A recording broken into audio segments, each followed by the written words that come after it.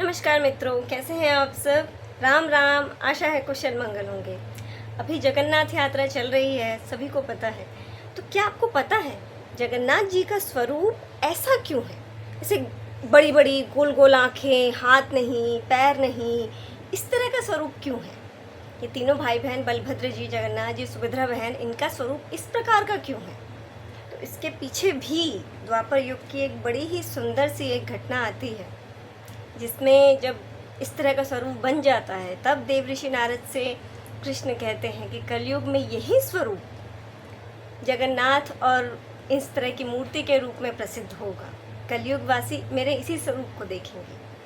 तो घटना ये होती है, द्वारिका में कृष्ण की इतनी सारी 1000 स्त्रियाँ, 8 पत्नियाँ और बाकी जो 16,000 थी वो सब की सब, उनको रानी का दर्जा दिया हुआ था, वो सब वहाँ रहती थी। सबको पता था कि कृष्ण सोते में भी उनके मुंह से राधे राधे नाम निकलता था। वो देवी राधा को बहुत स्मरण करते थे। तो कृष्ण सभा में होते हैं अपने, तो राजा थे, तो सभा में अपनी चर्चा कर रहे होते हैं। तब माता रोहिणी के पास, क्योंकि माता रोहिणी उनके साथ मथुरा में और एक जगह पे थी, तो उनको सब घटनाएं पता हैं। तो माता रोहिणी के पास कृष्ण की लगभग सभी पत्नियां और कई सारी स्त्रियां सब आती हैं और कहती है कि हमें देवी राधा के विषय में बताइए, कौन थी ये देवी राधा। तो कहती हैं कि अगर राधा का नाम और उसका चरित्र यहाँ आरंभ हुआ, कृष्ण आ जाएगा, ठीक है, और कृष्ण आ गया तो फिर तुम सब संभाल नहीं पाओगी, क्योंकि वो राधा से प्रेम इतना करते हैं। तो वो कहते हैं कि कृष्ण तुम इस सभा में, वो इतनी दूर वहाँ, क्योंकि बहुत बड़े बड़े महल थे। कृष्ण ने 16,000 स्त्रियों को उनका बाकायदा एक एक अलग अलग महल दिया हुआ था, तो वो इतना बड़ा द्वारिका था। तो कहते हैं वो तो इतनी दूर सभा में है, मतलब राधा नाम सुनते ही कहीं भी लिया जाए कृष्ण को पता चल जाएगा। तो कहते हैं ठीक है, हम द्वार पर फिर हम सुभद्रा को खड़ा कर देते हैं कि वो पहरा देगी कि मतलब भीतर नहीं आना है, ठीक है। अब माता रोहिणी देवी राधा का चरित्र कहना शुरू करती है, उनके बारे में बताना शुरू करती है। अब वहाँ सभा में राधा नाम जैसे ही यहाँ पे लिया जाता है, कृष्ण खड़े हो जाते हैं, बीच सभा में से खड़े हो जाते हैं, वहीं से दौड़े दौड़े भागे भागे भागे आते हैं। अब बलराम जी सोचते हैं कहाँ जा रहा है भागे भागे, ठीक है, वो भी उनके पीछे पीछे चलते हैं, ठीक है, भागे भागे भागे आए, ठीक है। अब द्वार पे सुभद्रा खड़ी थी, ठीक है, सुभद्रा ने उनको रोक दिया। तो कहता अच्छा ठीक है, भीतर नहीं जाना, हमें बाहर से सुनने दो, हमें बाहर से देखने दो, ठीक है। अब वो तीनों भाई बहन वहाँ बाहर द्वार पर खड़े होते हैं। यहाँ माता रोहिणी देवी राधा का, कृष्ण का, इन सब की लीलाएं, इनका चरित्र बखान करने लगी हूँ। अब देवी राधा का चरित्र सुनकर, उनका महिमा मंडन, उनके बारे में सुनकर तीनों के तीनों भाई बहन, देवी सुभद्रा को इतना कुछ नहीं पता था देवी राधा के बारे में, लेकिन ये सब सुनकर, देवी राधा का महिमा मंडन सुनकर, तीनों का शरीर जैसे पिघलने लगता है। हाथ पिघलने लगते हैं, पैर पिघलने लगते हैं, शरीर अंदर धंस जाता है, आंखें बड़ी बड़ी हो जाती हैं, पूरा शरीर मानो एकदम पिघलने लगता है। लोग कहेंगे पागलपन वाली बात है, ये ऐसा कैसे हो सकता है।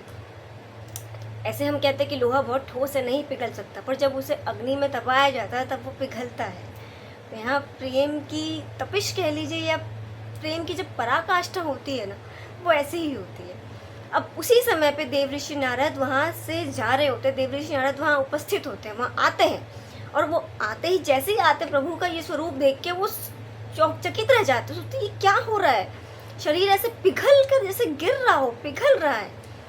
और फिर इतने में बाहर अंदर सबको पता चल जाता है कि ये तीनों बाहर खड़े हैं। इस तरीके से ये जो इन तीनों का स्वरूप, वो देखकर सबके सब आश्चर्यचकित हो जाते हैं कि ये क्या हुआ। तब श्री कृष्ण कहते हैं कि कली काल में मेरा यही स्वरूप, हम तीनों का यही स्वरूप जगन्नाथपुरी में जगन्नाथ मंदिर स्थापित होकर इसी प्रकार की मूर्तियां लोगों को देखने को मिलेंगी, इसी प्रकार के स्वरूप के दर्शन लोगों को होंगे। क्योंकि देवऋषि कहते हैं कि प्रभु ये स्वरूप तो मैंने देखा है, बाकी सबने नहीं देखा। तब वो कहते हैं कि कली काल में ये स्वरूप सबके सब देखेंगे। अब कली काल में ही उसके बाद फिर जब चैतन्य महाप्रभु, जो स्वयं श्री राधा और कृष्ण युगल, उन दोनों का मिश्रित स्वरूप है, श्री चैतन्य महाप्रभु इन दोनों का मिश्रित स्वरूप है, जानकर इन दोनों ने ये अवतार लिया। विरह की पीड़ा, विरह का जो आनंद होता है उसे लेने के लिए, विरह का जो आनंद होता है कि हाँ राधा, हाँ कृष्ण, मतलब वो दोनों का पुकार पुकार के ऐसे एकदम बावलों की तरह। तो जब वो बंगाल से पैदल चलकर जगन्नाथ यात्रा में जाते हैं, जगन्नाथ में पहुंचते हैं, गर्भगृह में पहुंचते हैं, और जब उन्हें देखते हैं तो एकदम बच्चों की तरह, एकदम पागलों की तरह बिलख बिलख कर रो रहे हैं, लोटपोट हो रहे हैं, हे राधे हे कृष्ण ऐसे चिल्लाए जा रहे हैं। तो वहीं पे सार्वभौम भट्टाचार्य जी खड़े, तो ये क्या, कैसा सन्यासी है ये? सन्यासी भला कभी रोते हैं इस तरीके से? इस तरीके से कोई साधु ऐसे बच्चों की तरह से बिलख बिलख कर एकदम ऐसे एकदम लोटपोट होकर इस तरह से कोई रोते हैं, इस तरह की हरकतें करते हैं? पर जब प्रेम की पराकाष्ठा होती है ना, तब ये सारी चीज़ें हो जाती हैं। अनायास ही प्रेमाश्रु निकलते हैं, आनंद में अश्रु बहते हैं। तो ये आज भी वहाँ पे आपको प्रमाण मिल जाएगा। चैतन्य महाप्रभु वहाँ पे जो खंबा था लोहे का इतना बड़ा, उसे जब ऐसे वो पकड़ते हैं प्रेम में, मतलब अपने अश्रु बहाते हुए ऐसे जकड़ते हैं उस खंबे को, उस खंबे पे उनकी उंगलियों के निशान छप जाते हैं। आप स्वयं कल्पना कीजिए, एक लोहे का खंबा है, प्रेम की प्रबलता इतनी है कि उनकी उंगलियों के निशान उस खंबे पे छप जाते हैं। वो निशान आपको आज भी देखने को मिल जाएंगे। ये है प्रेम। जगन्नाथ जी जो है ना, वो प्रेम के प्रभु हैं। तो ये थी एक छोटी सी घटना, आप सबको पता चल गया। वैसे भी कई सारे वीडियोस आपको मिल जाएंगे कि जगन्नाथ जी का स्वरूप ऐसा क्यों है।